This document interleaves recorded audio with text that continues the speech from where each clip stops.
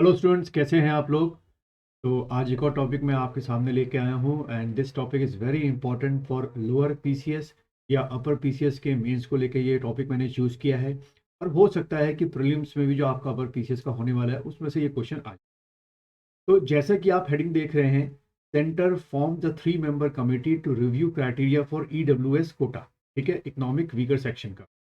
तो यहाँ से देखो, आपका जो क्वेश्चन है आपका 10 मार्क्स वाला, जिसको आपको 100 वर्ड्स में लिखना है, अगर मैं लोअर पीसीएस की बात करूं तो वहां पे ये क्वेश्चन आ सकता है। वो देंगे आपको क्वेश्चन इस तरीके से कि रिव्यू ऑफ ईडब्ल्यूएस कोटा। तो अब आप समझिएगा, मैंने पिछली वीडियो में भी आपको बता रखा था कि जब आप शुरुआत करेंगे तो किस तरीके से करना है। थोड़ा सा इंट्रोडक्शन आप देंगे। देखिए, सबसे पहले कि ये जो ईडब्ल्यूएस वाला कॉन्सेप्ट है ये किस मिनिस्ट्री के अंडर में आएगा, तो the ministry of social justice and empowerment. ठीक है, तो ये आप पहली चीज लिखेंगे। देन इसकी ज़रूरत क्यों पड़ी, ये रिव्यू पिटीशन डालने की ज़रूरत क्यों पड़ी, आपका रिव्यू एक तरीके का रिव्यू ईडब्ल्यूएस कोटा क्यों करना पड़ा। असल में एक केस पहुंच गया है आपका, ये जो आपका नीट का एग्जामिनेशन होता है तो उसमें चैलेंज किया गया था ईडब्ल्यूएस को। तो उसको लेकर ये 3 मेंबर की कमेटी जो है वो सरकार ने बनाई है। आप जैसे देख सकते हैं, 3 member committee to review the criteria for economically weaker section reservation जो मिल रहा है इस समय। The committee will comprise former finance secretary Ajay Bhushan Pandey, इनके नाम याद रखिएगा, ये प्री में आ सकता है। Member of secretary professor V के मल्होत्रा हो गए, आपके प्रिंसिपल इकोनॉमिक एडवाइजर हो गए संजीव सान्याल। ठीक है, सान्याल हो गए। तो ये जो ये 3 नाम हैं आपके, इनको आपको याद रखना है। अजय भूषण हो गए, एम के मल्होत्रा हो गए, और ये मिस्टर संजीव हो गए। ये इस 3 मेंबर की जो कमेटी है उसके आपके मेंबर्स हैं। और यही अब इन्वेस्टिगेशन करेंगे कि जो क्राइटेरिया है ईडब्ल्यूएस का, क्या उसको थोड़ा चेंज करने की जरूरत है। अब रही बात कि मेंस के एग्जामिनेशन में आप क्या क्या लिखेंगे। तो सबसे पहले मिनिस्ट्री का नाम लिख दिया, फिर इसके बाद इसको थोड़ा शॉर्ट कर देना। ये तो मैंने आपको समझाने के लिए इतना बड़ा एक लेंदी पैराग्राफ बनाया है, लेकिन आप जो अपने मेंस एग्जाम में लिखेंगे, तो मैंने आपको ये वीडियो में बताया था कि क्वांटिटेटिव नहीं लिखना, क्वालिटेटिव लिखना है।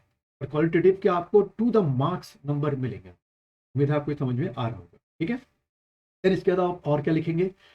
फिर इसके बाद अगला आप ये लिखेंगे कि भाई इस समय 10% of EW quota was introduce under the 103rd constitutional amendment by 2019 by amending article 15 and 16। ठीक है, अगर आपको लगता है कि ये वाला जो आपकी इंफॉर्मेशन है ये पहले लिखनी है, तो आप पहले भी लिख सकते हैं इसको, जिससे जब एग्जामिनर चेक करने की शुरुआत करता है तो उसको एक बहुत अच्छा इम्पैक्ट पड़ता है कि भाई आपने एक जो डेटा था वो उसके सामने रख दिया कि भाई ये 10% का ईडब्ल्यूएस कोटा है, हमारे कॉन्स्टिट्यूशन में इंट्रोड्यूस कब किया गया, 103rd अमेंडमेंट से इंट्रोड्यूस किया गया।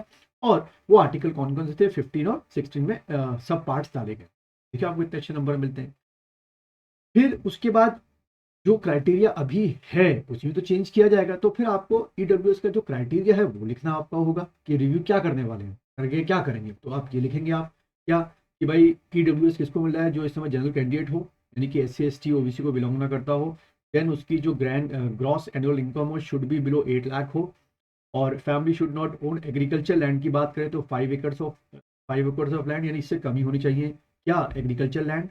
Then family should not own a residential flat of area 1000 square feet और मोर, इससे बड़ा नहीं होना चाहिए, इससे छोटा हो सकता है।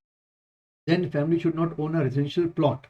ठीक है, कितना, नोटिफाइड म्यूनसिपैलिटीज का। ये देखिए, आपने पढ़ा होगा म्यूनसिपैलिटी में कि पहले नगर निगम हो गया, नगर पालिका हो गया, नगर परिषद हो गया, ये सब चीज़ें आप पढ़ चुके होंगे, क्योंकि जब आप वो पढ़ेंगे और उसी को यहाँ पे लिखेंगे। फिर रेजिडेंशियल प्लॉट अगर है उसके पास तो 100 स्क्वायर यार्ड से उससे ऊपर नहीं होना चाहिए। और अगर रेजिडेंशियल प्लॉट है दूसरे तरीके का, तो अदर देन नोटिफाइड म्यूनसिपैलिटी, तो 200 स्क्वायर फीट से ऊपर नहीं होना चाहिए।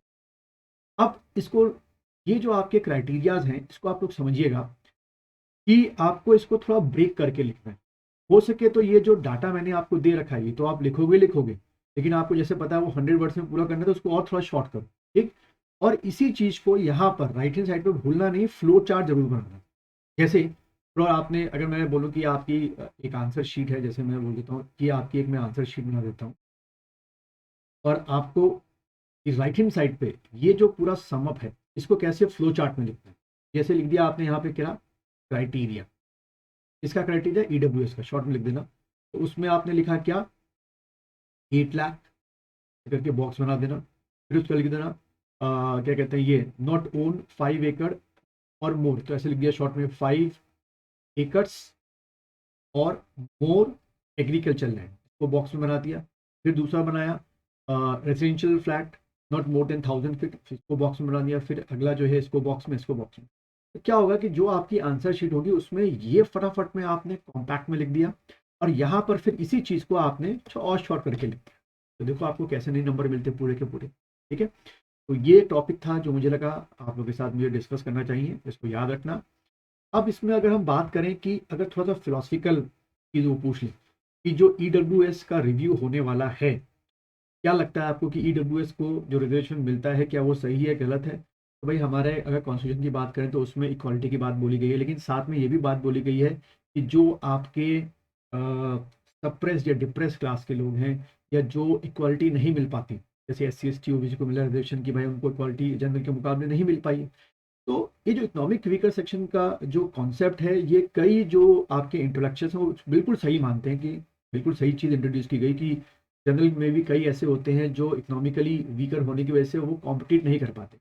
लेकिन आप कह रहे हैं कि इतने दिन बीतने के बाद जो ये क्राइटेरिया उसमें कई लोगों को लग रहा है कि कई ऐसे जनरल कैंडिडेट्स हैं जो फाइनेंशियली इतने ज़्यादा सक्षम होते हैं कि वो अच्छी किताबें, अच्छा स्कूल, अच्छा कोचिंग ले सकते हैं, लेकिन उसके बाद भी, लेने के बाद भी, पैसा खर्च करने के बाद भी वो EWS सर्टिफिकेट बना लेते हैं, जिनकी ज़रूरत उनको इतना नहीं है क्योंकि उनको अच्छी कोचिंग मिल गई है, अच्छी किताबें मिल गई हैं, अच्छा स्कूल या कॉलेज मिल गया। वो बेचारे रह जाते हैं जनरल कैंडिडेट जो ये अफोर्ड नहीं कर सकते। तो ये शायद इस क्राइटेरिया में वो कुछ चेंज करेंगे, क्योंकि इसमें काफ़ी अभी के जो क्राइटेरिया उसमें काफ़ी लोगों का जो है EWS सर्टिफिकेट बन गया। तो इस कुछ कुछ इस तरीके की फिलोसफिकल लैंग्वेज भी आप लिख सकते हैं। उम्मीद है ये वीडियो आपको पसंद आया होगा। अभी भी मेरी लाइव ऑनलाइन क्लासेस चल रही हैं, आप सब कर सकते हैं।